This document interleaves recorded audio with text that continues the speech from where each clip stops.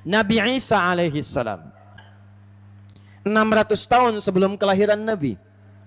Ini Rasul mulia, mukjizatnya dahsyat, lahirnya misteri, wafatnya pun misteri, mukjizatnya luar biasa. Mukjizat para nabi disesuaikan dengan masanya. Masa Nabi Isa kedokteran luar biasa, dahsyat. Ini sembuh, ini sembuh, ini sembuh dengan izin Allah. Tapi ada satu penyakit, beberapa penyakit yang tidak bisa disembuhkan. Ada kolera, susah disembuhkan. Ada yang paling parah, sulit disembuhkan. Maka Nabi Isa diberikan mukjizat oleh Allah langsung dengan tangannya. Sentuh, usap, sembuh. Urap, sembuh. Dalam bahasa Arab diusap disebut dengan masaha. Yang punya usapan disebut dengan Al-Masih. Bahasa Latinnya disebut dengan Mesia. Masih, Al-Masih, Mesia, Isa alaihi salam. Usap, sembuh. Nabi Isa sakit gigi, usap, sembuh. Nabi Isa ada yang buta, usap, sembuh. Pokoknya dokter bangkrut dah saat itu. Habis. Bahkan yang meninggal dengan izin Allah, biiznillah. Bangun. Bangun, bicara, meninggal lagi. Nabi Isa alaihissalam. Yang dahsyat punya mukjizat, Rasul yang sangat dahsyat, Nabi yang dimuliakan, Allahu Akbar. Statusnya tidak menghentikan beliau untuk memuliakan Nabi Muhammad SAW. Kalau bukan status Nabi Muhammad begitu istimewa, mustahil Nabi Isa bermohon kepada Allah dan langsung memberi kabar gembira kepada umatnya. Selevel Nabi Isa 600 tahun sebelum kelahiran Nabi Muhammad SAW. Diabadikan dalam Al-Quran 6 abad, 600 tahun sebelum kelahiran Nabi. Diabadikan dalam Al-Quran di surah As-Saff ayat yang ke-6, paling kiri sebelah atas. Memberikan kabar gembira kepada umatnya langsung seketika. Wa mubasysyira birasuli ya'ti min ba'di ismuhu Ahmad. Kata Nabi Isa, saya kasih kabar gembira kalian semua ya, kasih kabar gembira. Setelah saya ini selesai jadi Rasul, nanti akan datang Rasul terakhir, lebih hebat daripada saya, lebih takwa dibandingkan saya di hadapan Allah Subhanahu wa Ta'ala. Nanti saya bahas di akhir kenapa Nabi Isa menyebut nama Ahmad bukan dengan Muhammad sallallahu alaihi wasallam. Tapi prinsipnya ini menarik nih. Ini Nabi Isa ngasih kabar ke umatnya. Menariknya kabarnya kabar gembira. Saya kasih kabar gembira ya. Cek nih. Hukum manusia selalu memberikan kabar gembira kalau bayinya sudah lahir. Hampir tidak ditemukan ada orang memberikan kabar gembira bayinya belum lahir. Allahu Akbar, alhamdulillah. Allahu Akbar, saya akan punya anak. Namanya Abdurrahman. Kapan lahirannya? Ntar habis nikah. Mustahil orang ngasih kabar gembira nyampaikan berita akikah kecuali bayinya sudah lahir. Nabi Muhammad beda, bayinya 600 tahun belum lahir, orangnya sudah nyampaikan kabar gembira. Kalau bukan mulia Nabi ini, mustahil Nabi Isa mengatakan pada umatnya, saya kasih kabar gembira ya, akan datang Rasul setelah saya, namanya Ahmad. Disebutkan langsung nama sifat yang melekat pada Nabi Muhammad SAW. Kalau bukan mulia waktu kelahirannya, mustahil Nabi Isa merasa gembira. Lihat, Nabi Isa Ruhullah, Rasul paling mulia, dekat dengan Allah. Ibunya mulia, kakek neneknya mulia, dijamin surganya, dekat dengan Allah. Kakek neneknya, keluarga besarnya dibuatkan surat dalam Al-Quran, namanya surah Ali Imran. Ibunya punya surah ke-19, surah Maryam. Nabi Isanya dimuliakan, dicatat semua keluarganya, dijamin surganya. Merasa gembira dengan kelahiran Nabi Muhammad SAW. Antum siapa? Nabi bukan, Rasul bukan, nama keluarga antum nggak ada di Quran. Nama ibu antum nggak ada di Quran, nama antum nggak dituliskan di Quran. Antum surga belum dijamin, amalan berantakan, hisab menegangkan, tidak gembira dengan kelahiran Nabi Muhammad SAW. Siapa antum di hadapan Allah Subhanahu Wa Taala? Sallu ala Nabi. Jadi ini yang pertama. Kalau anda ditanya tentang maulid waktu lahirnya Nabi, maka bukan sekedar menghafalkan lahirnya Senin, bulannya Rabiul Awal, tahunnya tahun gajah, bukan sekedar itu. Anda mesti paham bahwa bulan, tahun, dan hari ini adalah tahun yang ditunggu-tunggu oleh para nabi-nabi sebelumnya. Nah, teman-teman sekalian, saya teruskan. Sekarang yang paling penting, apa hikmah kelahiran Nabi ini? Kita bicara maulud sekarang nih. Apa hikmah kelahiran Nabi ini, sosok mulia ini, yang saking mulianya dinanti-nantikan oleh nabi-nabi sebelumnya dan dianugerahkan kepada kita umatnya sampai dengan sekarang. Allahu Akbar. Ini nabi ini saya tunjukkan lagi yang ketiga nih. Antum kenal Nabi Musa? Oh, bagus dah. Sana ada yang kenal tuh. Luar biasa dah Tanah Abang ini, ya. Sana kenal Maryam, sini Nabi Musa. Besok kenal Firaun nanti. Nah, lihat sini. Musa mau berdakwah ke Firaun. Ini Firaun manusia kejam, zalim dan kejam. Hobinya bunuh orang. Bunuhnya nggak sembarangan.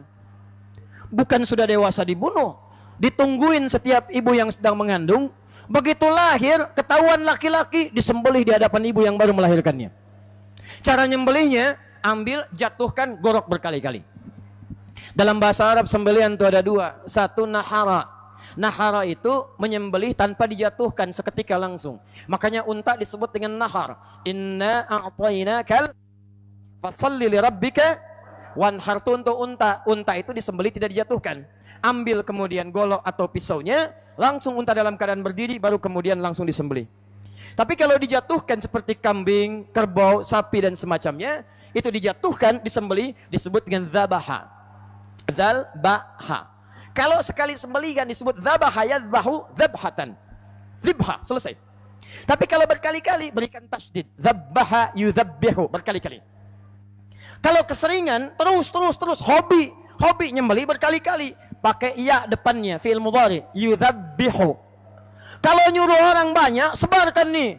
Sebarkan hobi nyembeli, tebarkan. Maka jamakkan pakai wawu dan nun, yudzabbihun. Nih Firaun hobinya. Begitu disampaikan akan lahir seorang bayi yang akan menaklukkan kekuasaan Anda wahai Raja Firaun. Kata Firaun, saya berikan dekret hari ini juga. Dampingi setiap ibu yang mengandung. Setiap ibu yang mengandung dampingi oleh seorang algojo. Kalau lahir dia laki-laki, langsung jatuhkan. Gorok berkali-kali di hadapan ibu yang baru melahirkannya. Kalau perempuan, bebas. Diabadikan di Quran surah kedua Al-Baqarah ayat ke-49. Wa idh najjaynakum min ali fir'aun yasumunakum su'al 'adzab yudzabbihuna abna'akum wa yastahyuna nisa'akum. Fir'aun tuh satu-satunya makhluk di muka bumi ini yang ngaku Tuhan. Ana rabbukumul a'la. Saya Tuhan kalian yang paling gede. Saya Tuhan kalian yang paling hebat. Perhatikan, orang sekarang paling banter cuma ngaku nabi. Fir'aun ngaku Tuhan. Ngaku nabi aja udah salah. Kata Nabi, la nabiyya ba'di, nggak akan ada nabi setelah saya. La-nya punya 3 hukum. 1 nafyi, kedua naksi, ketiga nahyi. Nafyi, tolak. Jadi kalau ada orang mengatakan saya nabi, setelah nabi wafat, nggak usah aneh. Setelah nabi wafat sudah ada Musailamah al-Kadzab, ngaku nabi. Jadi kalau kekinian ada orang ngaku nabi, nggak usah aneh. Yang aneh itu setiap ada yang ngaku, ada pengikutnya. Itu. Kemarin tuh AM, loh. Nabi dari Subang 2016 jualan tiket surga harganya 2 juta. Saya serius nih, saya diskusi sama MUI Jawa Barat. Di Jawa Barat itu ada persoalan, setiap bulan hampir ada nabi baru. Ada bayangkan tuh, anehnya setiap ada nabi baru ada aja pengikutnya. Dulu AM juga tuh pelatih bulu tangkis ngaku nabi, tangkap polisi, tanya kenapa ngaku nabi. Saya ke Bogor pak, dapat wahyu. Oh, Anda bayangkan, orang ke Bogor dapat talas, dapat wahyu. Habis itu muncul es Bandung. Anda bayangkan, tukang cukur ngaku nabi, ada pengikutnya. Jakarta nggak mau ketinggalan ibu kota negara. Datang LE naik pangkat malaikat.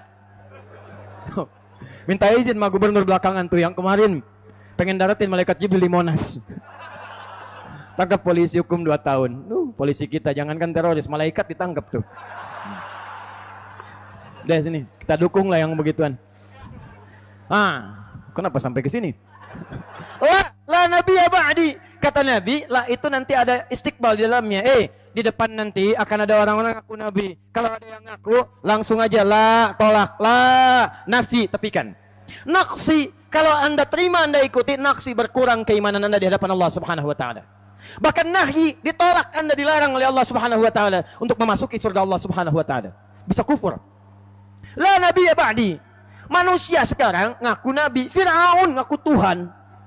Ana rabbukumul a'la. Tapi rahmat Allah sebelum nyawa sampai ke kerongkongan, rahmat Allah mendahului murkanya. Dikirim langsung 2 orang nabi. Bayangkan, kita sampai sekarang nabinya cuma 1, nggak pernah lihat. Fir'aun nabinya 2, kelihatan langsung. Kalau Allah nggak sayang, nggak mungkin Allah kirim hidayah. Saya katakan pada anda semuanya, sifat Allah rahmatnya lebih tinggi dibandingkan dengan murkanya. Kalau ada pendosa sebesar apapun, sepanjang dia mau tobat, diberi jalan untuk pulang, untuk kembali. Anda mau dosa apapun, kalau anda terfikir mau tobat, diberikan kesempatan. Saya tanya pada anda, siapa yang hobinya bunuh orang? Ayo angkat tangan. Boleh, silakan angkat tangan. Ada polisi di luar tuh. Nggak ada. Siapa yang pernah ngaku Tuhan? Siapa yang ngaku Nabi? Tidak ada. Jadi kalau Fir'aun saja dengan level tadi masih diberikan hidayah, masa anda yang bukan Fir'aun tidak punya jalan untuk pulang? Karena itu maaf, ayo, yang pernah salah, pernah mabuk, pernah ini, pernah itu, tobat sebelum Allah wafatkan.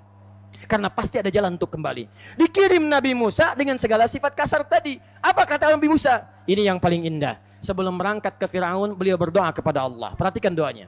Rabbi syrahli wa yassirli wahlul 'uqdatan yafqahu. Lihat, bandingkan Nabi Musa dengan Nabi Muhammad sallallahu alaihi wasallam.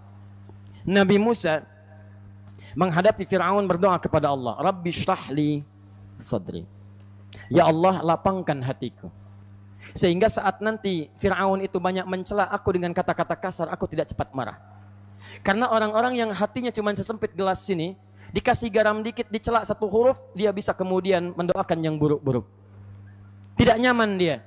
Kalau hati Nabi Musa sempit sesempit gelas, apalagi mereknya Akhir TV, kemudian dicela oleh Fir'aun, langsung berdoa kepada Allah, ya Allah, ini makhluk kurang ajar luar biasa, wafatkan aja sekarang. Wafat. Cuman gak ada hikmah buat kita di kemudian hari.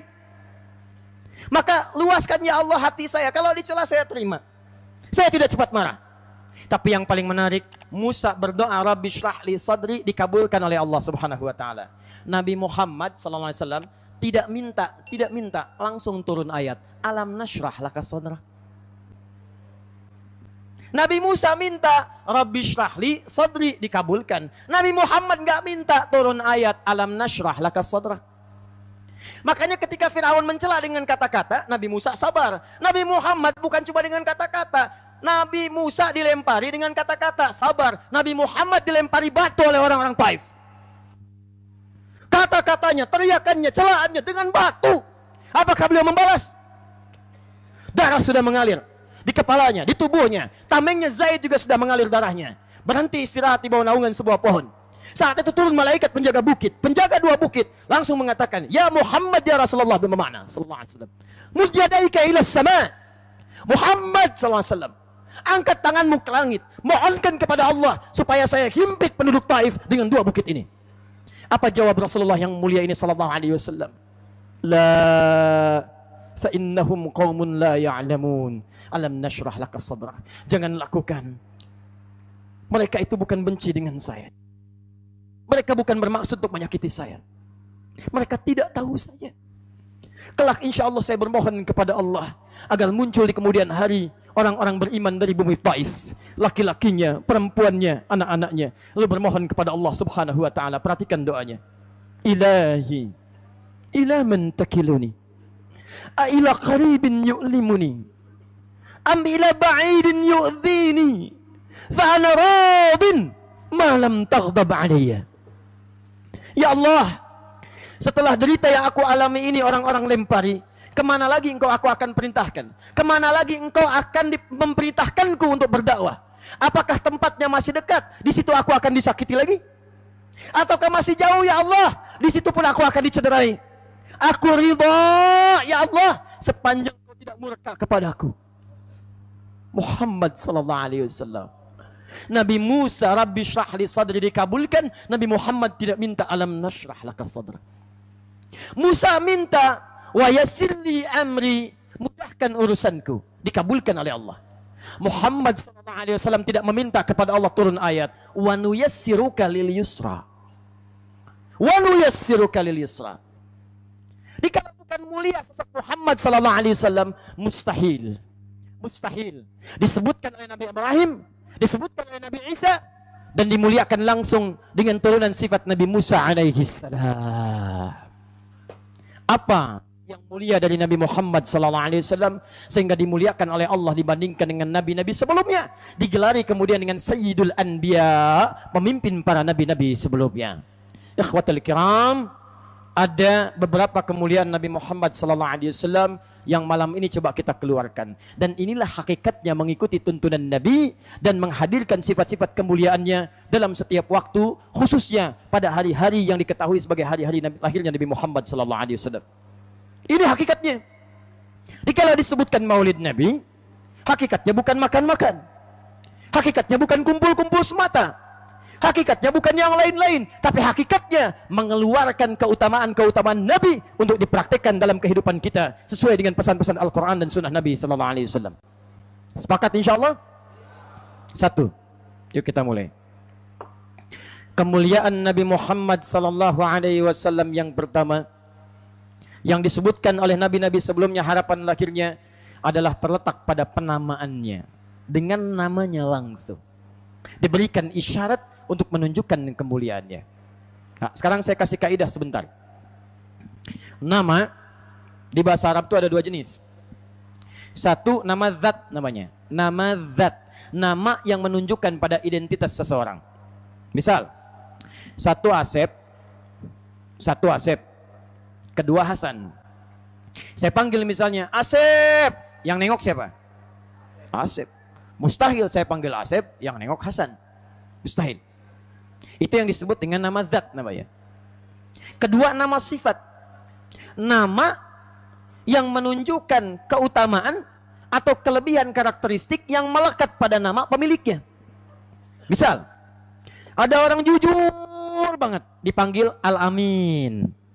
Nah, itu nama sifat.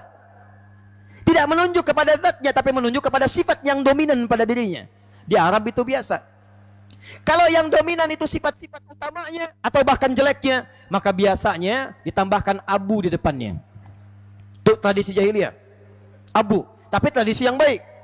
Contoh misalnya, maaf ya, baik ataupun buruk. Antum kenal Abu Hurairah?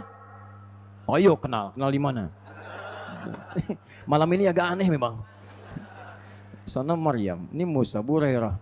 Baik. Abu Hurairah itu nama aslinya bukan Abu Hurairah. Nama aslinya Abdurrahman bin Sakhar. Aslinya lagi itu Abdus Syams. Masuk Islam. Tadinya di Persia, kemudian masuk Kristen, kemudian pindah ke Islam. Nggak puas, mencari Nabi. 3 tahun sebelum Nabi wafat, pergi ke Madinah, mendengar ada Nabi, terpukau dengan Nabi, lantas masuk Islam. Mengucapkan asyhadu an la ilaha illallah wa asyhadu anna Muhammadar Rasulullah. Kemudian saat masuk Islam ganti nama jadi Abdurrahman. Apa sifat utamanya? Keutamaan sahabat ini, Abdurrahman ini, langsung mengerjakan apa yang Nabi perintahkan. Kata Nabi, hei, berbuat baik dengan sesama. Ya, kasih sayang dengan sesama, dengan hewan, dengan tumbuhan. Ayo, buktikan itu semua. Lantas kemudian orang ini pulang, beliau sahabat mulia pulang, singkat cerita bertemu dengan anak kucing kecil liar. Di dalam bahasa Arab, kucing dibagi dua. Ada kucing rumahan, disebut dengan kitpun. Diserap ke dalam bahasa Arab, bahasa Inggris, cat. Kalau semakin jinak namanya kitty, dari bahasa Arab tuh, kitty tuh. Ya, makanya sekarang kitty, Hello Kitty, kucing rumahan. Ya, jadi spray, jadi bantal, jadi macam-macam tuh, kucing rumahan. Nah, kalau kucing liar disebut dengan hurratun, H besar. Hurratun, anaknya disebut dengan Hurairah. Allahu Akbar, begitu pulang mendapati seekor anak kucing kecil mengeong-ngeong mencari induknya. Tidak ditemukan, dibawa oleh beliau. Masya Allah, lapar disuapi, kedinginan diselimuti, dibawa kemana-mana, dimasukkan ke dalam jubahnya. Saking sayangnya dibawa kemanapun. Sampai kemudian satu kali berjalan berpapasan dengan Nabi SAW. Kanan ketika berpapasan, keluar anak kucing kecil yang mengeong-ngeong. Kata Nabi, Anta Abu Hurairah. Masya Allah. Anta Abu Hurairah. Kamu adalah bapaknya anak kucing kecil. Ah, ini maksudnya sifat yang melekat pada dirinya dominan. Kamu itu sangat sayang dengan anak kucing. Seperti seorang bapak sayang pada anaknya. Nggak ada yang sayangnya seperti kamu. Malam disuapi, diselimuti, dibawa kemana-mana. Masya Allah. Ada yang sekarang bapak-bapak ke Tanah Abang bawa anak kucing.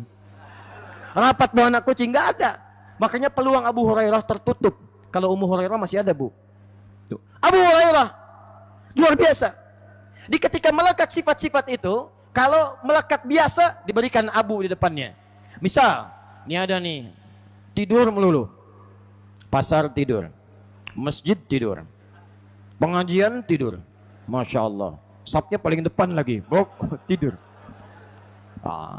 Tidur, naum. Orang tidur, nawam. Banyak tidur, abu naum. Pakai abu depannya.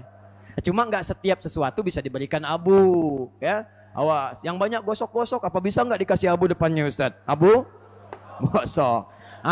Kalau sifatnya begitu dominan, sudah melekat pada dirinya, maka tidak perlu menggunakan abu lagi, langsung dengan nama sifat yang melekat pada dirinya. Lihat, kalau sifatnya berbuat baik dengan makhluk satu sifat saja, misal dia sabar tapi kejujurannya kurang, atau dia jujur tapi kurang sabar, maka orang Arab menyebutnya dengan mahmud, unggul di satu sifat hubungan dengan makhluk, sehingga orang memberikan pujian kepadanya dalam satu sifat itu. Tapi kalau dia ini, Allahu Akbar, dengan makhluk baiknya luar biasa. Kalau sabar, dia yang paling sabar. Kalau jujur, dia yang paling jujur. Kalau tawadu, dia yang paling tawadu. Kalau memberi, dia yang paling banyak. Jangankan dengan manusia, dengan hewan baik, dengan tumbuhan mulia, maka bentuknya berubah jadi sirah mubalaghah, bentuk superlatif, dari Mahmud jadi Muhammad.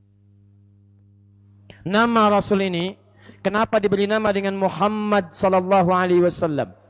Disebutkan 4 kali dalam Al-Quran. Surah ketiga ayat 144, surah ke-33 ayat ke-40, surah ke-47 ayat yang kedua, dan surah ke-48 ayat ke-29. Disebut dengan namanya Muhammad untuk menunjukkan banyak pujian datang dari sekitarannya karena sikap baiknya terhadap orang-orang sekitarannya. Mulia, mulia. Sampai disebutkan sifatnya yang melekat pada umatnya. Perhatikan baik-baik. Awas, hati-hati. Anda tidak disebut dengan umat Muhammad sallallahu alaihi wasallam kecuali mewarisi sebagian dari sifat-sifat namanya itu. Langsung turun ayatnya, Quran surah ke-48 ayat 29. Perhatikan ayatnya. Muhammadur Rasul walladzina ma'ahu asyidda'u 'alal kuffar ruhama'u bainahum. Allahu Akbar. Kenapa disebut dengan nama Muhammad? Tahan. Karena beliau ini punya kepribadian yang sangat baik dengan lingkungan sekitarnya secara sosial. Dengan manusia tak terlukiskan. Apalagi umatnya yang sangat disayanginya. Dengan non-muslim, perintahnya luar biasa berkasih sayang. Kalau bukan dalam situasi perang, maka Nabi muliakan siapapun yang termasuk dalam kalangan dhimni. Tidak dibedakan dalam hak kemasyarakatan. Bahkan beliau motivasi kepada umatnya yang bertetangga dengan non-muslim agar berbagi dalam kebaikan-kebaikan dunia. Pernah dengar hadis ini? Siapa yang masak makanan, baunya sampai ke tetangganya, maka bagilah tetangganya walaupun cuma, hafal banget kuahnya. Tapi cara bacanya jangan seperti itu. Awas, baca terjemahan dipraktekkan. Kata Nabi, yang dibagi cuma kuahnya. Ente masak sop opor ayamnya Anda makan, kuahnya kasih tetangga. Begitu ditanya, kok cuma kuahnya? Kata Nabi. Tuh, udah salah. Maksudnya kalaupun masak kuahnya saja, bagi supaya tidak negative thinking kepada Anda. Tapi pertanyaannya, apakah Nabi mengatakan di hadis itu kalau tetangga Anda muslim saja? Tidak. Silahkan lihat bagaimana Nabi berbagi dengan lingkungan sekitarnya. Dipraktekkan. Anda tetangga, boleh jadi tetangga Anda bukan cuma muslim. Ada yang non-muslim, ada yang Kristen, ada yang Hindu, ada yang Buddha. Anda masak makanan, nyampe baunya, bagi. Ini rumah Anda, ini Kristen, ini Muslim, ini Muslim. Masak Anda, begitu sampai baunya ke dia, langsung berikan orang pertama yang menerima masakan dari Anda. Ketuk rumahnya, begitu keluar sampaikan, ini ada sedikit makanan yang saya masak. Dia berkata, kok tumben baik berbagi? Katakan kepadanya, bukan baik, tapi Nabi saya yang saya sayangi memerintahkan saya untuk berbagi. Nabi yang perintahkan saya untuk berbagi.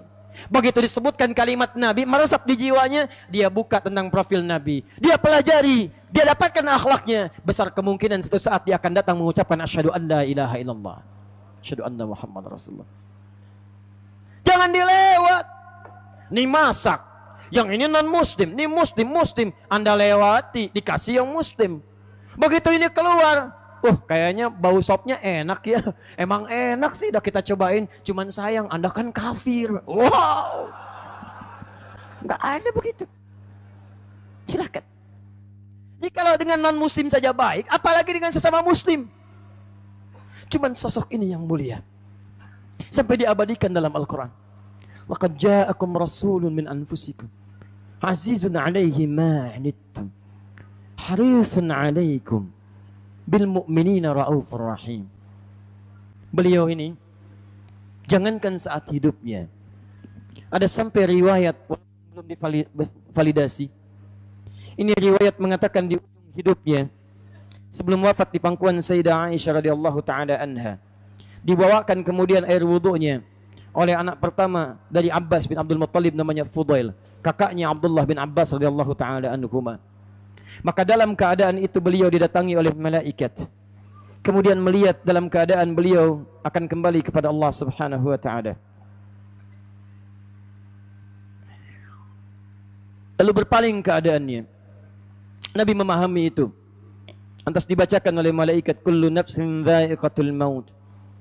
Nabi orang mulia, diwafatkan dalam keadaan mulia, dengan cara yang sangat mulia, tapi dalam keadaan wafatnya yang terasa tentang keadaan umatnya. Yang hadir di sampingnya, itu ada istri tercintanya, ada putrinya, ada menantunya. Tapi Masya Allah, sebelum beliau wafat dalam keadaan wafatnya, lantas mengambil air wudhu itu, wafat dalam pangkuan Sayyidah Aisyah. Ada sebagian mengatakan, Allahu Akbar, beliau bermohon kepada Allah Subhanahu wa taala, Allahumma, ya Allah, jikalau engkau perkenankan, timpakan kepada aku seluruh rasa sakit yang akan dialami umatku saat sakaratul maut itu. Timpakan kepadaku saat ini, agar umatku kelak tidak merasakan lagi sakaratul maut dalam wafatnya. Ya Rabb, jikalau diperkenankan, timpakan rasa sakit dalam sakaratul maut kepada aku saat ini, agar umatku kelak tidak merasakannya lagi saat mereka wafat. Muhammad sallallahu alaihi wasallam, azizun alaihi ma'anittum. Sangat dirasakan oleh beliau beratnya beban yang menimpa kepada kalian. Antum lapar, beliau yang rasakan. Antum sakit, beliau yang rasakan. Sahabat menderita, beliau yang rasakan. Bahkan dalam sakaratnya, beliau masih mengingat kepada umatnya. Harisun alaikum, begitu peduli kepada kalian umatnya. Allah yang memberikan persaksian. Sampai malaikat turun saat dalam keadaan hidupnya, merasakan bagaimana kasih nabinya kepada umatnya. Sampai dalam hadis, teman-teman sekalian, sahih dalam karya Al-Mustadrak. Di Al-Mustadrak disebutkan Jibril alaihissalam turun saat Nabi naik akan ke mimbarnya. Dalam 3 undapan mimbar itu, 3 tangga beliau akan naik itu. Bagian pertamanya ketika beliau akan naik, turun malaikat Jibril mengatakan kalimat yang sangat populer. Lihat kalimatnya. Biasanya Nabi Muhammad berdoa, Jibril yang mengaminkan. Ini Jibril yang berdoa, Muhammad SAW yang mengaminkan. Perhatikan kalimatnya. Bu'dan liman dzukirta indahu. Bu'dan, riwayat lain, raghima anfu rajulin liman dzukirta indahu falam yusalli alaik. Muhammad sangat jauh dari rahmat Allah Subhanahu wa taala. Sangat jauh dari rahmat Allah Subhanahu wa taala. Sangat terhina seseorang yang disebutkan namamu di depannya tidak mampu bersalawat kepadamu. Seakan-akan Jibril ingin mengatakan, ini nabinya baiknya luar biasa, sayang dengan umatnya, memikirkan umatnya. Bagaimana cara umatnya berterima kasih kepadamu ya Muhammad? Maka jika ada yang tidak bersalawat ketika disebut namamu, rasanya dia tidak berterima kasih kepadamu karena sebuah pengorbananmu. Muhammad, kenapa disebut dengan Muhammad? Karena sifat baiknya yang meliputi dan melebihi semua makhluk-makhluk di zamannya. Muhammad. Jangankan pada manusia, hewan yang begitu mudah untuk disembelih, yang begitu gampang untuk dipotong, Nabi masih pikirkan. Hei yang mau nyembelih hewan, kata Nabi, jangan sakiti hewannya, jangan berikan penderitaan saat disembelih itu. Idza dzabhtum fa ahsinu dzibha. Kalau kalian akan menyembelih, baguskan sembelihan. Dzibha, sekali sembelihan. Tajamkan pisaumu untuk menghilangkan penderitaan yang ada pada hewan saat disembelih. Fitrah hewan memang disembelih, dimasak, dimakan, tapi dalam menyembelih pun jangan hinakan, jangan berikan derita. Jangan zalimi hewannya. Tajamkan pisaumu. Dan dalam menajamkan pisau itu pun jangan dilakukan di depan hewannya. Allah, begitu mau sembelih, kandidat selanjutnya, ayo sini. Oh, lihat ya, siap-siap. Nanti abang pelanin deh supaya cepat mati. Lihat, dosa. Tuh. Muhammad sallallahu alaihi wasallam, satu-satunya nabi, satu-satunya rasul, jangankan pada manusia, pada hewan, pada tumbuhan. Kata Nabi, "Hei, kalian yang dalam suasana perang, emosi berkecamuk, jangan sampai berbuat sesuatu yang dilarang. Hei, jangan sakiti orang-orang sepuh, jangan zalimi perempuan, jangan eksekusi anak-anak kecil. Allah, lihat, jangan hancurkan rumah ibadah, jangan cabut tumbuh-tumbuhan." Anda bayangkan, perang itu kan suasana berkecamuk, banyak emosi, banyak tumpah darah. Makanya ayat perang, surah perang tidak dibuka dengan Bismillahirrahmanirrahim. Satu-satunya surah dalam Al-Quran yang tidak buka dengan Bismillah itu surah At-Taubah atau Al-Bara'ah. Kenapa? Karena awalnya dibuka dengan izin perang. Bara'atum minallah. Sekarang diizinkan kalian untuk melawan ketika kalian banyak dizalimi. Jadi jihad itu bukan melukai orang. Jihad itu melindungi kehormatan, mengangkat izzah, melindungi keimanan. Jadi jihad bukan menyakiti orang lain, tembak orang sembarangan, bom orang, bahkan dengan kalimat-kalimat takbir, itu tidak dibenarkan. Nah, bom Jalan Tamrin tuh, begitu kejadian saya di Lampung, pertanyaan pertama dari hadirin, Allahu Akbar, Ustadz, apakah bom di Jalan Tamrin termasuk jihad fisabilillah? Saya lihat orangnya, saya bilang, Pak, sependek pengetahuan saya, jihad fisabilillah itu jihad di jalan Allah, bukan di Jalan Tamrin. Nggak sama. Coba lihat ayat perang. Perang itu kan nggak ada rahmat. Bismillahirrahmanirrahim, ada rahman, ada rahim, semua rahmat. Nggak ada orang perang pakai sayang. Pernah dengar, pernah lihat orang perang pakai sayang? Izin nembak ya. Sakit nggak? Maaf ya. Oh, nggak ada. Tembak, bom. Suasana seperti itu kata Nabi, jangan cabut tumbuhan. Udah bayangkan? Suasana emosi, jangan cabut tumbuhan. Makanya sebagian ulama hadis mengatakan, maaf ya, dalam suasana perang saja tumbuhan dilarang untuk dicabut, pepohonan dilarang untuk ditebang. Maka kalau ada orang dalam suasana damai, senang nyabutin pohon, senang bikin hutan gundul, itu dosanya 2 kali lipat dari orang-orang yang biasanya. Hati-hati. Hati-hati. Muhammad pada manusia baik, pada hewan mulia akhlaknya, pada tumbuhan bagus sayangnya. Maka kenapa disebut dengan nama Muhammad? Untuk memberikan kesan nama-nama ini.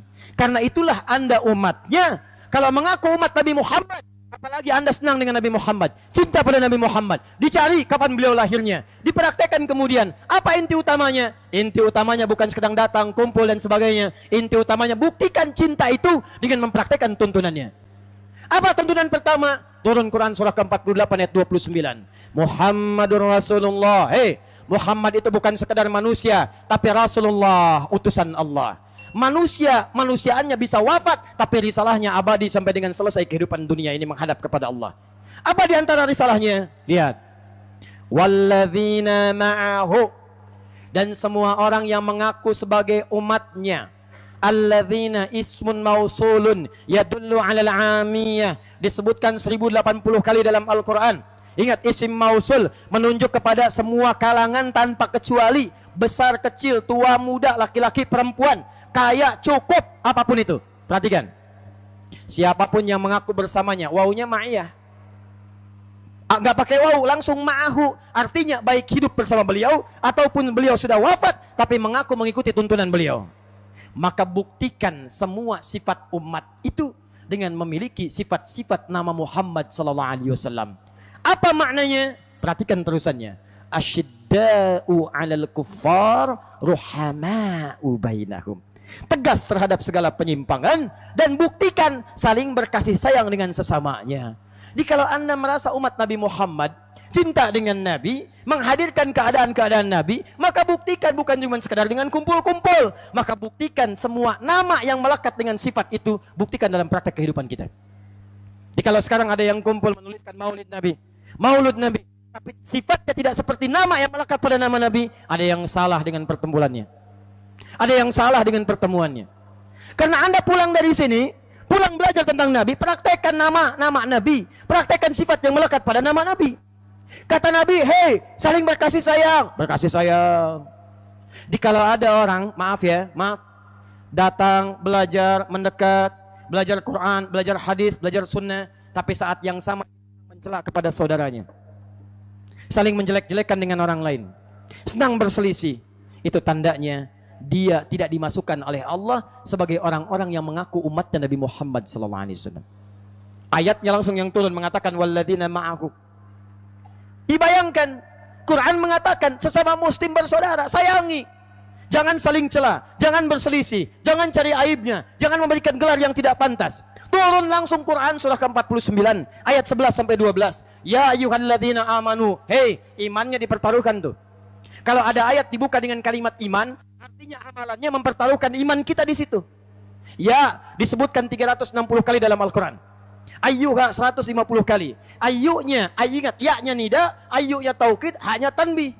Alladzina 1080 kali. Ya ayyuhalladzina amanu 68 kali. Disebutkan dalam Al-Quran. Maaf, 89 kali. Begitu disebutkan, lihat cara bacanya. Ya, hei, saya panggil kalian yang dekat, yang menengah, yang jauh. Ayyuha, saya tegaskan, saya peringatkan. Alladzina, semua orang tanpa kecuali. Amanu, yang merasa beriman kepadaku, pada Allah. La yaskhar qaumin qaum, jangan saling mencela.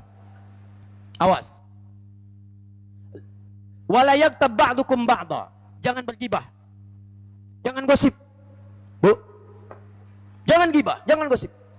Saya enggak, Ustaz. Bagus. Enggak seperti ibu itu tuh, yang itu tuh. Oh. Dosa. Awas. Gosip dilarang, mencela dilarang, berselisih dilarang. Kalau ada umat Nabi Muhammad ikut kumpul, ikut kemudian ta'lim, ikut bahkan beri nama maulid tapi sedang mencela, itu tandanya, maaf, dia belum mendapatkan hikmah penamaan dari Nabi Muhammad sallallahu alaihi wasallam. Jelas sampai sini?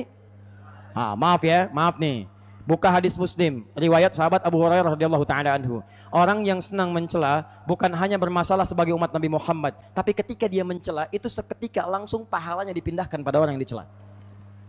Anda keluar dari sini, tiba-tiba Anda cela orang. Lihat tuh. Muslim, peci, janggotan lagi. Nggak mau ikut kita nih. Kayak ahli surga aja. Iya ya, terlampau soleh dia. Masya Allah. Begitu Anda bicarakan, pahala Anda ta'lim malam ini langsung pindah ke orang itu. Pindah seketika. Tu'khadhu hadha min hasanati wa hadha min hasanati. Diambil pahala yang ini dipindahkan kepada orang yang dicelanya. Fa in faniyat hasanatu, kalau habis kebaikannya, maka diambil dosa orang tadi ditimpakan kepadanya. Fatuliha finnar, maka dilemparkan ke neraka. Maka yang pertama, hikmah kenapa disebutkan Nabi ini adalah supaya kita meneladani sifat-sifat kemanusiaannya yang memberikan kasih sayang dengan lingkungan. Siap berkasih sayang dengan sesama? Siap menghormati dengan sesama? Siap memuliakan tetangga kita? Kerabat kita? Karena itu buktikan, pulang dari sini tertib. Jangan sakiti hak-hak orang di jalan. Bahkan nanti datang ke majelis taklim yang lain rapi, bantu polisi di jalan tugasnya. Tenang keadaan, buktikan Anda umat Nabi Muhammad. Jangan semua dilanggar, motor kenceng-kencengan, ya polisi menaikkan tugas, prit, berhenti. STNK, ada Pak. SIM, ada. Mau kemana? Taklim. Siapa? Sadadi. Sadadi lagi. Tahu ada lampu merah? Tahu Pak. Kenapa Anda bos? Saya nggak tahu ada Bapak. Sudah. Katanya umat Nabi Muhammad. Ya sudah lewat. Makasih Pak. Jangkrik bos. Lewat. Cepat dikit ya. 2. Kita baru 10% nih. Ya. Tenang sampai jam 12. Nah, insya Allah jam 9 selesai. 2. Ahmad. Tahan. Nih saya mau Anda amalkan apa yang kita pelajari malam ini. Siap mengamalkan insya Allah? Ya. Saya tidak ingin dikesankan dengan kumpul-kumpul semata, tidak. Kita ini ta'lim, kita sedang belajar malam ini. Buktikan kecintaan kita pada Nabi. Jadi pulang dari sini, cek. Yang punya masalah dengan ibunya, selesaikan. Anda umat Nabi Muhammad.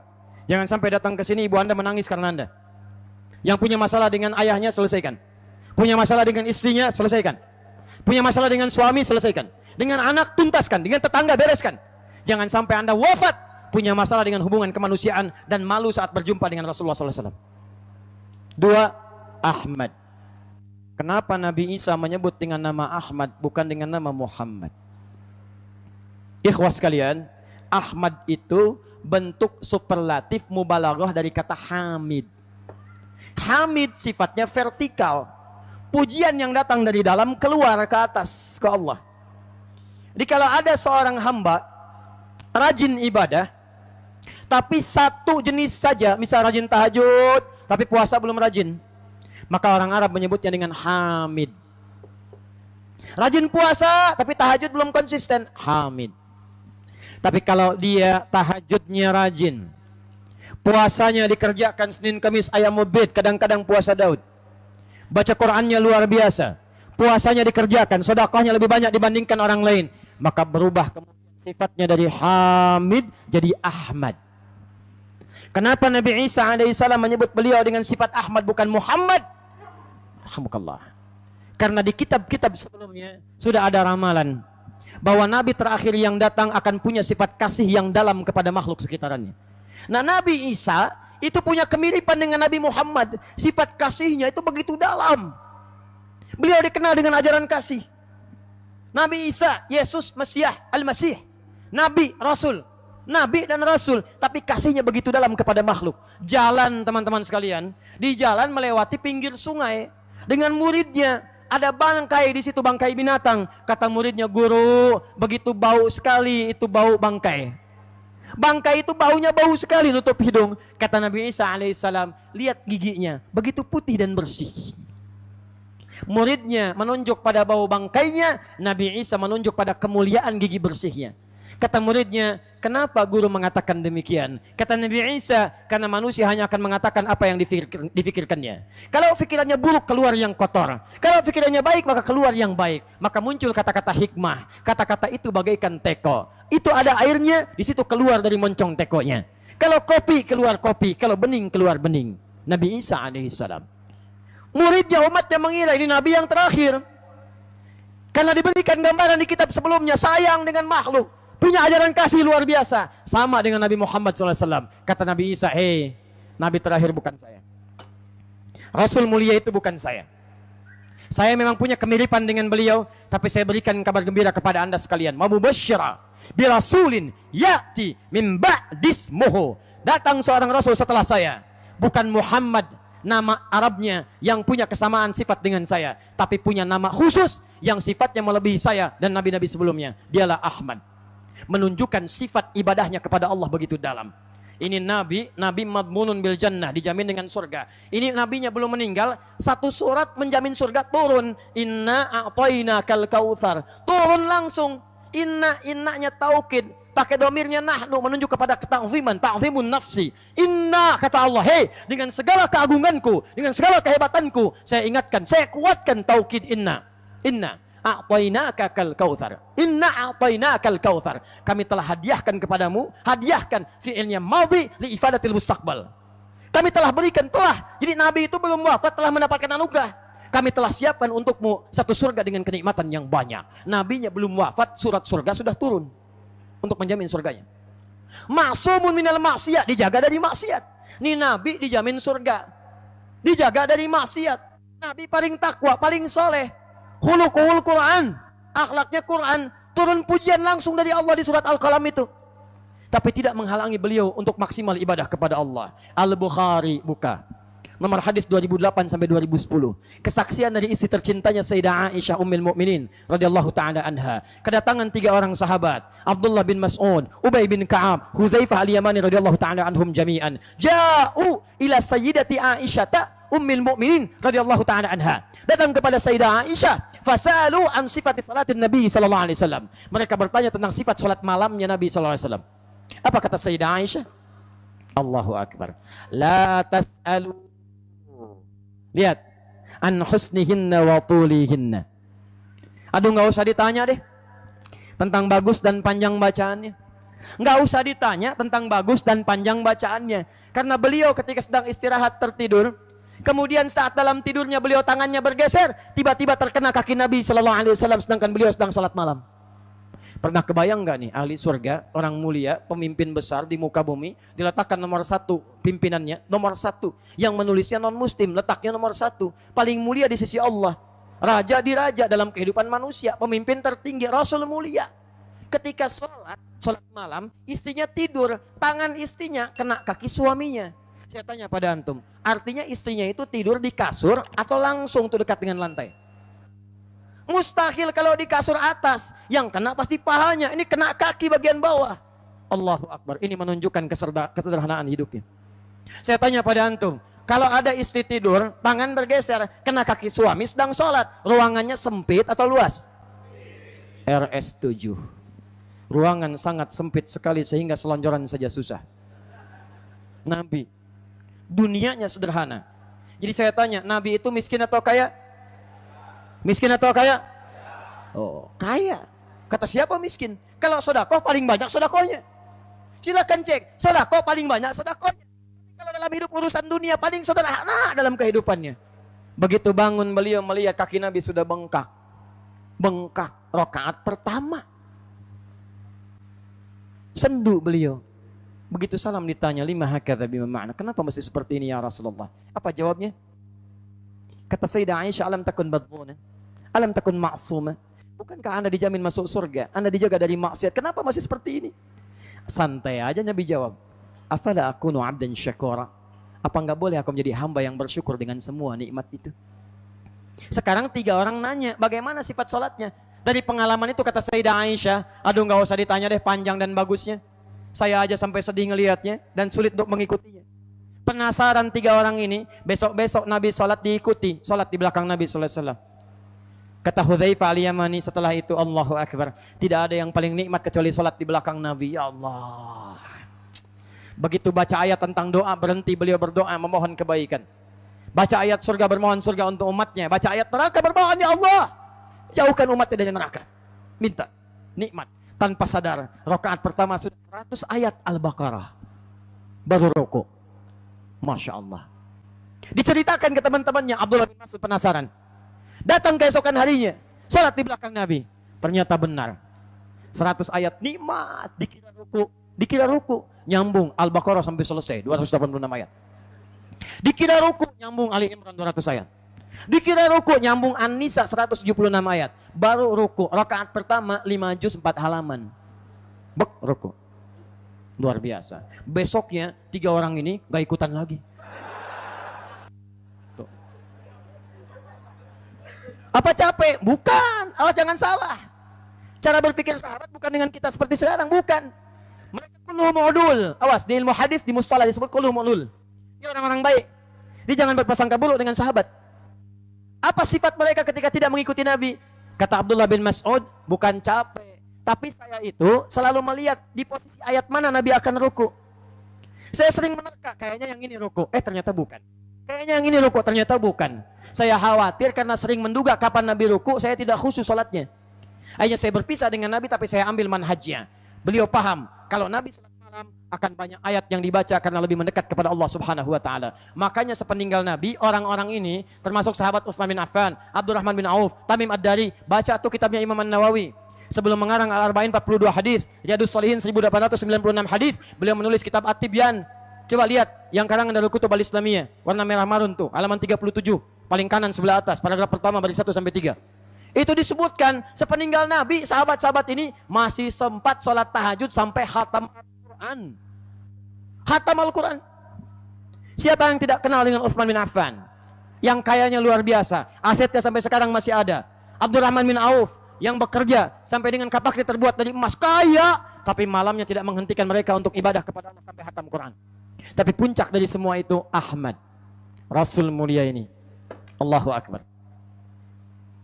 Jamin surga, jaga dari maksiat, masih sanggup salat malam rakaat pertamanya 5 juz 4 halaman. Salat ahli surga, surga tertinggi, dekat dengan Allah, pujian datang, imam besar, Masya Allah, tahajud rakaat pertama sampai kakinya bengkak. Ada orang Rasul bukan, Nabi bukan, sahabat bukan, tabi'in bukan, imam bukan, makmum kadang-kadang. Masya Allah, cita-cita surga Firdaus. Nabi salat malam kaki bengkak, ini bangun malam mata bengkak. Dan mengaku sebagai umat Nabi yang mengharapkan surga jauh. Maka dari itu ketika Anda bicara maulid dan maulud, ini bukan perkara tentang berkumpul, bukan sekedar ta'lim. bukan sekedar pengajaran. Karena orang-orang dulu ketika mengumpul untuk membahas Nabi, sampai muncul Diba, sampai muncul Barzanji dan sebagainya, itu bukan kitab nyanyian. Bukan kitab nyanyian, jangan salah tuh. Itu kitab memperkenalkan tentang kehidupan Nabi. Cuman persoalannya sekarang, yang banyak baca nggak memahami isinya. Kalau antum baca, ini semua perjalanan kehidupan Nabi. Coba Diba baca tuh. Mula-mula doa, sholawat kepada Nabi, kepada sahabat, kepada tabi'in, kepada orang-orang soleh, kepada itu doa semua tuh. Habis itu perjalanan kehidupan Nabi. Kalau antum baca pelajaran tuh. Bagaimana Salahuddin Al-Ayyubi memperkenalkan itu semua. Dibangun nilai-nilai kebaikan. Jadi kalau anda ingin menghidupkan Nabi, menghidupkan sunnah Nabi maksudnya, menghidupkan kecintaan pada Nabi, praktekkan semua nilai-nilai tadi. Tunjukkan anda umatnya Ahmad sallallahu alaihi wasallam. Bangun malam, tahajud, tunaikan. Besok sunnah puasa, Senin kalau belum bisa. Kamis tambahkan kalau terbiasa. Tambah ayamul bid kalau sudah terbiasa. Puasa Daud, puasa Daud, puasa Daud. Puasa, tingkatkan ibadah. Jangan ditukar. Orang puasa Daud, Allahu Akbar. Orang puasa Daud, antum sholat Daud. Subuh sholat, duhur tidak. Asar sholat, maghrib tidak, ya. Dan seterusnya. Jadi ini bagian yang pertama. Sebetulnya ada 4 lagi tuh. Ya 4 lagi. Cuma saya tanya nih. Ini ada bagian yang paling penting ya, yang terakhir nih. Saya bahas itu atau saya jawab pertanyaan? Bahas atau jawab pertanyaan? 1 apa 2? Ya sudah, simpan nih sebentar. Yang terakhir, kalau ada orang membuat tulisan maulid atau maulid, tadi ingat di awal pembahasan saya mengatakan doa tentang maulid didoakan Nabi Ibrahim dan Nabi Ismail. Masih ingat? Mereka mengharapkan kelahiran Nabi, yaitu maulid Nabi. Lahirnya dekat Ka'bah, yaitu Nabi Muhammad SAW. Sekarang perhatikan, apakah Nabi Ibrahim, Nabi Ismail hanya berdoa dengan maulid kedatangan Nabi saja? Tidak. Tapi beliau berdoa dengan misi yang dibawanya. Seakan-akan tidak sempurna maulid Nabi kecuali dengan membawa misi-misi yang disebutkan ini. Seperti Anda tidak sempurna kemudian membahas maulid Nabi kecuali mempraktekkan misi-misi yang disebutkan ini. Apa misinya? Ini yang paling menarik. Diminta 4, dijawab 5. Minta 4. Lihat nih doanya. Al-Baqarah 129. Rabbana wab'ats fihim rasulan minhum. 1. Yatslu alaihim ayatika. 2. Wa yu'allimuhumul kitab. 3. Wal hikmah. 4. Wa yuzakkihim innaka antal azizul hakim. Nah, sekarang saya berakhir. Dijawab oleh Allah, langsung memberikan pesan. Saya tidak hanya mengabulkan doa kelahiran Nabi ini, maulid Nabi, tapi saya minta semua yang datang mendapati maulid Nabi ini, lahirnya Nabi ini, mempraktekkan apa yang saya berikan. Lihat jawaban Allah. Diminta 4, dijawab 5. Turun Quran surah kedua Al-Baqarah ayat 151. Paling kanan sebelah bawah. Lihat jawabannya. Dijawab setelah 30 generasi setelah Nabi Ibrahim alaihissalam. Kama arsalna fikum. Sekarang sebagaimana kami telah utus seorang rasul dari kalangan kalian. Dulu Rabbana wab'ats fihim rasulan minhum. Dijawab kama arsalna fikum. Awas. Rasulan minkum. Kami telah utus sekarang rasul dari kalangan kalian. Kami jawab doanya. Maka kalau kami sudah jawab doanya, kewajiban kalian mengamalkan apa yang kami perintahkan sekarang. Anda mengharapkan maulid Nabi, Nabinya sudah lahir, Nabi sudah berdakwah, Nabi sudah menyampaikan risalah. Sekarang kata Allah, saya tuntut dari Anda 5 hal yang Anda harus buktikan sebagai kecintaan Anda kepada Nabi SAW. Apa itu? 1. Yatslu alaikum ayatina. Dia akan menyampaikan kepada kalian ayat-ayat kami. Ayat-ayat Allah dikumpulkan, isinya Al-Quran. Kumpulan ayat disebut dengan Al-Quran. Jadi kalau Anda mencintai Nabi SAW, apalagi Anda menulis membahas tentang maulid Nabi, maka buktikan kecintaan Anda kepada Nabi dengan berinteraksi dengan Al-Quran. Mulai sekarang punya program. Ayo, punya program. Maaf ya, maaf. Mulai besok, coba siapkan berapa ayat yang akan Anda baca. Dari sekian ayat yang sudah Anda baca, berapa yang sudah Anda pahami. Jangan-jangan sampai sekarang sering baca Quran tapi tidak paham isinya. Yang ketiga, maaf, dari sekian Anda hidup sampai sekarang, berapa ayat Quran yang telah Anda siapkan untuk dibawa menghadap kepada Allah Subhanahu wa taala? Karena saat Anda masuk surga, hal pertama yang Allah mintakan Anda sebelum ke surga adalah membaca ayat Quran yang biasa Anda bacakan saat di dunia. Baca At-Tirmidzi, nomor hadis 2915. Ketika Anda akan ke surga, insya Allah maka perintahnya Iqra waqar fa inna akhira qiraatika akhiru manzilatika. Bacakan Quran yang biasa Anda bacakan saat di dunia, karena tempat kamu di surga itu akan bersamaan dengan berhentinya kamu membaca ayat Al-Quran. Jadi kalau nanti kata para ulama ada banyak orang menyesal saat masuk surga, menyesal masuk neraka, biarkan. Menyesal ke surga, itu yang luar biasa. Kenapa? Ada orang yang baca wa ulaika humul muflihun, berhenti. Temannya baca 10 ayat, dia katakan, ya Allah, kenapa saya enggak baca 10 ayat saat di dunia? Karena semakin naik, semakin tinggi, semakin indah lagi surganya. Yang 10 menyesal, ya Allah, kenapa tidak sampai 20? 20 menyesal, ya Allah, kenapa enggak sampai 1 juz? Perhatikan anak-anak Palestina yang banyak yang syahid itu, para penghafal Quran. Kalau sudah 30 juz, mereka akan bercanda dengan temannya yang baru 20 juz, 25 juz, 15 juz. Kata yang 30 juz, nanti kalau saya sudah sampai atas, saya dadahin kamu di bawah ya. Anda ada di mana? Buktikan. Dan demi Allah saya katakan, begitu Anda dekat dengan Al-Quran, maka Allah akan turunkan kemuliaan kepada Anda, di keluarga Anda, dan di lingkungan tempat Anda tinggal.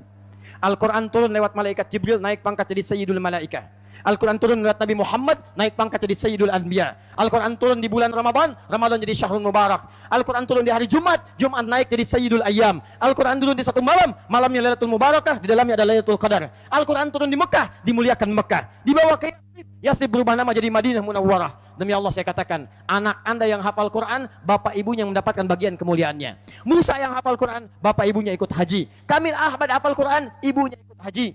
Silakan, pendampingnya, tetangganya, gurunya, semua mendapatkan keberkahannya. 2. Wa yuzakkihim. Siapa yang mencintai Nabi, maka buktikan dengan membersihkan keadaan dirinya. Jadilah Anda orang-orang yang punya akhlak mulia. Mustahil, maaf, pengikut Nabi Muhammad bukan cuma rajin salatnya, rajin puasanya, rajin kemudian ibadahnya, tapi tunjukkan akhlaknya pun mulia. Siap insyaallah? Wa yu'allimuhumul kitab. Cara memahami Al-Quran, baca hadis. Saya tutup sampai sini, perhatikan baik-baik. Cara baca hadis, saya akhiri, cara baca hadis tidak harus Anda kemudian jadikan sebagai koleksi bacaan, baca awal sampai akhir. Caranya Anda bisa keluarkan sesuai dengan profesi Anda. Saya kasih contoh nih. Kitab hadis paling populer apa namanya? Karangan siapa? Imam Al-Bukhari. Apa namanya? Sahih Al-Bukhari. Bukan Riyadhus Shalihin Imam Nawawi. Ya, Imam Al-Bukhari mengarang kitab namanya Al-Jami As-Sahih Al-Musnad Al-Mukhtasar min umuri Rasulullah sallallahu alaihi wasallam wa sunanihi wa ayyamihi. Itu nama kitabnya. Ulangi. Nah, disingkat di Sahih Al-Bukhari. Maksudnya gini, saya bukan ingin menunjukkan saya hafal, bukan. Nama kitab itu menunjukkan makna isi kitabnya. Makanya kalau ngaji kitab jangan langsung ke isinya, bahas kenapa diberi nama ini, kenapa Bulughul Maram, kenapa Subulus Salam syarahnya, kenapa Riyadhus Shalihin, kenapa ini, kenapa itu, kenapa Hadis Sari. Ya, pengantar dari Syarah Fathul Bari itu kenapa namanya Hadis Sari? Ada maknanya. Al-Jami As-Sahih Al-Musnad. Jami, kata Imam Al-Bukhari, kitab saya ini jami, mencakup semua aspek-aspek pembahasan secara umum. Di dalamnya ada 97 pembahasan, 97 kitab. Nah, 97 ini tidak harus Anda baca dari awal sampai akhir. Bisa Anda baca sesuai dengan kebutuhan Anda. Misal, contoh, Ustadz, saya ini imannya kadang naik turun seperti lift, kadang naik ke atas turun ke bawah. Kalau lagi naik semangat ibadah, turun lemas ibadah. Bagaimana cara naikin iman supaya nggak turun-turun? Maka keluarkan ayat Qur'annya, buka kitab Al-Bukhari, bab yang pertama, Kitabul Iman, 57 hadis. Itu aja pelajari, dalami, maka Anda akan mendapatkan perubahan. Iman naik gak turun-turun? Ustadz, saya pelajar penuntut ilmu, ada nggak kitab tuntunan menuntut ilmu supaya ilmunya mudah dipahami, cepat ingat, sulit lupa? Buka kitab kedua, Kitabul Ilmi. Ustadz, saya pedagang, buka Kitabut Tijarah. Ustadz, saya birokrat, buka Kitabul Imarah. Ustadz, saya ibu rumah tangga, buka Kitabul Usrah. Ada semua 97 pembahasan. Itu tafsiran dari ayat Quran. Dulu oleh Nabi dijelaskan, ditangkap oleh sahabat, diajarkan, ditulis oleh para ulama, dituliskan di kitab. Kitab itu berisi panduan. As-Sahih isinya sahih, Musnad sampai ke Nabi. Min umuri Rasulullah sallallahu alaihi wasallam. Semua pekerjaan Nabi saya tuliskan di kitab saya. Wa sunani, sunnah-sunnahnya, wa ayyami, dan kesehariannya. Wa yu'allimuhumul kitab. Ayo pelajari itu. Jadi kalau Anda ingin jadi ayah yang baik, buka pelajaran tentang ayah. Keluarkan bu kitab rumah tangga. Ibu sudah berapa tahun jadi ibu? Apa tidak berharap jadi ibu nabawi, ibu Qurani? Keluarkan ayatnya, keluarkan hadisnya, pedomani, praktekkan di rumah tangga. Jadilah seperti Sayyidah Khadijah, seperti Sayyidah Aisyah. Makanya Pak, kenapa Nabi diperkenankan menikah lebih daripada 4 istri? Kenapa? Karena semua istri Nabi itu miniatur dari karakter perempuan semua di muka bumi. Di ibu kalau pulang ke rumah, ibu akan temukan di antara ibu pasti akan mirip karakternya dengan salah satu istri Nabi. Pasti itu. Bukan dengan wajahnya, bukan jauh kalau itu. Karakternya. Demi Allah saya katakan, dari yang paling cemburuan sampai yang paling perhitungan ada. Sebelum menikah dengan Nabi, tapi setelah menikah dengan Nabi, Allahu Akbar. Cemburunya pada urusan akhirat. Kalau si fulan bisa tahajud dengan Nabi, maka saya pun bisa tahajud dengan Nabi. Hitungannya dulu urusan belanja, sekarang bagaimana satu kurma jadi ibadah. Yang paling hebat Sayyidah Khadijah. Itu Nabi punya masalah di luar, begitu nyampe rumah, dibuka pintu rumah, melihat wajah Sayyidah Khadijah saja, itu hilang setengah kegelisahannya. Cuma lihat wajah, gelisah hilang. Bisa nggak ibu begitu tuh? Keluarkan kitab Ustadz bu. Kan Imam Ahmad bin Hanbal keluarkan karakteristik isi Nabi, baca. Masya Allah. Kalau antum sudah bisa seperti itu, pulang dari kantor, Tanah Abang, pulang ke rumah, banyak masalah di Tanah Abang. Begitu nyampe rumah, dibuka istri. Begitu dibuka, terlihat nambah masalah. Misal ya, maka itu lebih baik untuk belajar kembali. Jadi kesimpulannya, awas maulid, awas hati-hati. Kata Syekh Abuya Sayyid Muhammad Alawi Al-Maliki, itu bukan perkara ibadah, itu adah.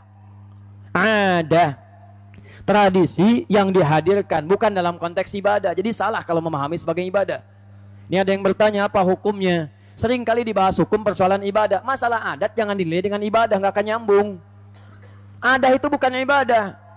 Kalau semua adat dihukumi ibadah, maka semua adat akan ditepikan. Jahiliyah punya adat. Apa di antara adatnya? Ada yang diabadikan, ada yang ditinggalkan. Apa yang diabadikan? Penyebutan nama. Bebas. Ini ya pertanyaan. Nama misalnya, kan pernah dengar Abu Bakar As-Siddiq, Abu Talib, Abul Qasim, pernah dengar? Nah, itu asalnya bukan tradisi Islam, itu tradisi jahiliyah. Jahiliyah punya tradisi memuliakan orang yang baru punya anak pertama. Dimuliakan, maka disebut dengan nama anak pertamanya. Letakkan kalimat bapaknya Abu kepada anak pertama. Pernah dengar namanya Imran? Abdul Manaf? Karena Abu Talib pernah dengar? Abu Talib itu nama aslinya Imran atau Abdul Manaf. Punya anak pertama namanya Talib, maka dikenal dengan Abu Talib. Nabi Muhammad punya anak pertama namanya Al-Qasim, dikenal dengan Abul Qasim. Itu asalnya tradisi jahiliyah. Cuman diabadikan di masa Islam karena punya nilai-nilai kebaikan. Punya nilai kemuliaan di situ untuk menghormati orang punya anak pertama, didoakan supaya baik. Sampai sekarang dipertahankan. Ini bukan cuma yang baik-baik, ada juga abu-abu yang lainnya. Boleh. Jadi bukan berarti antum berhijrah ganti nama. Nama siapa? Saya Abu Husain, Masya Allah. Bukan nama aslinya Asep. Ya. Gak apa-apa Asep, Abu Husain gak apa-apa. Cuman jangan sampai dipahami kalau jadi Abu Husain artinya telah hijrah. Bukan. Yang punya nama Abu pun zaman jahiliyah sudah ada. Itu tradisi dipertahankan karena punya nilai kebaikan. Tapi kalau jelek dibuang. Al-adah muhakkamah, tradisi menjadi hukum. Tapi kalau bertentangan dengan syariat tinggalkan. Gak boleh. Apa diantaranya? Tradisi jahiliyah kalau tawaf di Ka'bah, itu tawafnya sambil siul-siul, tepuk tangan, buka pakaian. Dia nggak ada yang punya yang pakai pakaian. Tawafnya dengan tidak berpakaian, siul-siul bertepuk tangan. Tradisi. Begitu datang Islam tinggalkan semua tradisi itu, yang buruk-buruk. Makanya kalau Anda sekarang lihat di sini, kalau ada tradisi yang bertentangan dengan nilai-nilai syariat, maka tinggalkan. Yang tidak bertentangan silahkan. Tidak ada masalah. Sepanjang diisi dengan nilai-nilai kebaikan yang tidak bertentangan dengan nilai syariat.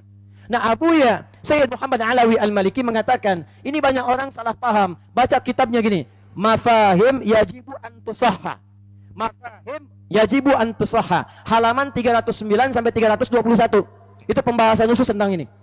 Dibahas dari mulai dalilnya, hadisnya, ayatnya, sampai dengan referensinya. Ini yang disebutkan di Al-Bukhari, ini di Musannaf Abdul Razak, ini di kitab Abu Daud, ini di An-Nasai, diturunkan semua dalilnya. Semua yang disoal dibahas kemudian oleh beliau. Tapi hal pertama yang sering keliru adalah orang memahami ketika orang mengatakan maulid sebagai ibadah. Bukan, itu ada. Kalau ibadah, maka jatuh pada perkara yang diada-adakan. Kalau diada-adakan masuk kategori bid'ah. Karena ibadah itu punya rukun, punya syarat, punya ketentuan.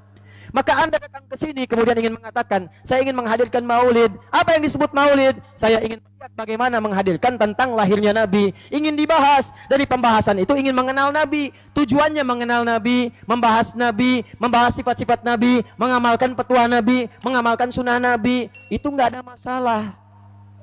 Sama aja Anda dengan taklim. Apa ada tuntunan Nabi khusus taklim hari Minggu?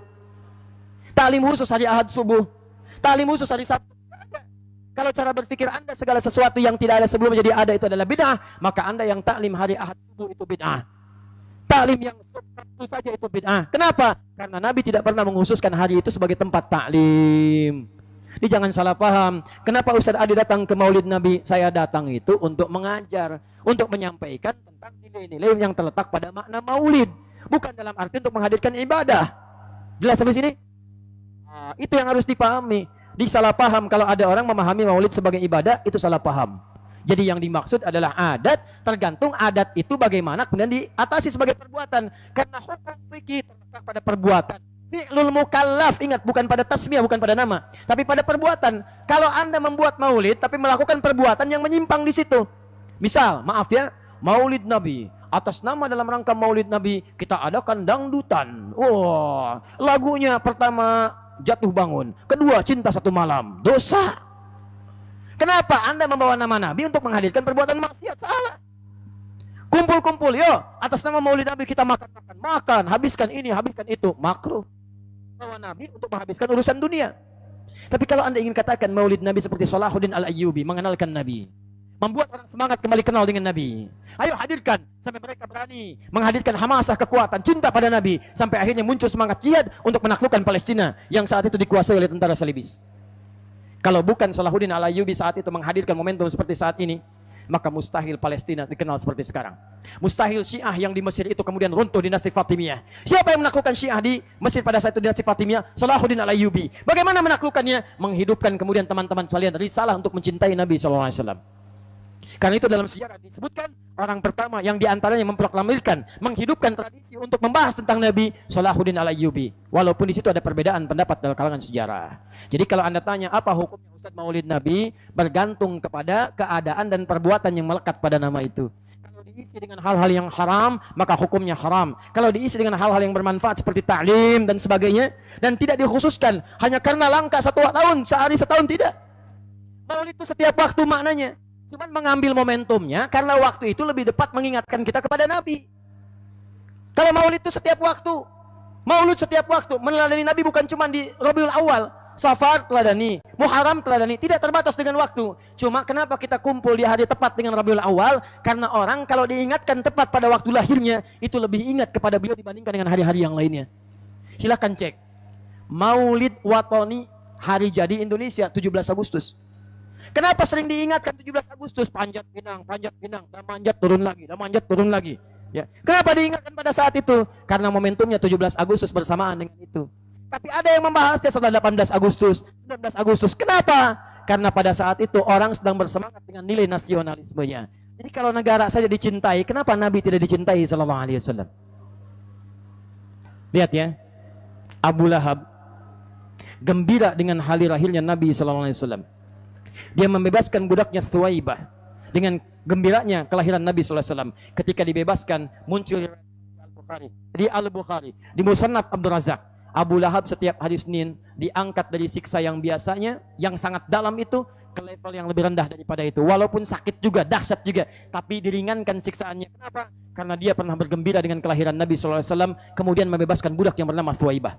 Jika seorang kafir yang memusuhi Nabi, menjadi musuh Nabi, ingin membunuh Nabi, tapi pernah gembira dengan kelahiran Nabi membebaskan satu budak, kemudian dimuliakan oleh Allah dengan cara bukan kemuliaan mengangkat derajatnya, tapi meringankan hukumannya, maka bagaimana dengan seorang muslim beriman, tidak pernah memusuhi Nabi, mencintai Nabi, dan dia menghargai, mencintai kelahiran Nabi dengan cara mempelajari tentang Nabi dan mengamalkan sunnah-sunnahnya, maka lebih layak bagi Allah Subhanahu wa ta'ala memuliakannya ketika Allah pernah meringankan siksa Abu Lahab.